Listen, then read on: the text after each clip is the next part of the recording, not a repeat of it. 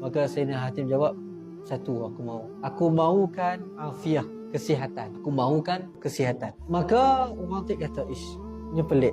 Yang nangga Hatim sihat. Nak sihat tubuh badan. Kenaknya mahukan kesihatan. Maka yang nangga, stop sihat. Engkau dah sihat wahai Syekh. Engkau dah sihat. Kami Syekh nangga engkau sakit pun. Maka Sayyidina Hatim kata, aku mahu sihat dari pagi sampai malam. Maka ditanya, bukankah engkau dari pagi kau sihat dan sampai malam pun kau sihat? Maka Sayyidina Hatim kata, inna afiyata yaumi, sesungguhnya kesihatan hari aku, alla a'si 'ala Allah. Kesihatan aku pada hari itu, aku tidak bermaksiat pada Allah. Itu kesihatan. Maksudnya kalau sehari-hari tu nyasik pola maksiat, nyasik pola benda yang lalai, maka itu nyanggap sebagai hari yang aku sihat. Hari yang pola maksiat, nyanggap itu hari yang aku sakit. Sebab tu ulama sebut hari raya aku, hari yang aku tidak bermaksiat pada Allah, itulah hari raya. Langgar macam ni.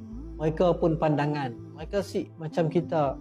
Kita pandang sihat tu tubuh badan sik. Mereka sihat mereka sihat hubungan mereka dengan Allah Ta'ala. Kalau mereka sihat, badan mereka sik melakukan dosa, ialah kesihatan, ialah keafiatan. Semuanya mereka pandang kepada Allah Ta'ala. Sebab ialah guru pada guru saya sebut, a'zamul awafi, kesihatan yang paling agung, afiatul iman, kesihatan iman. Kalau kita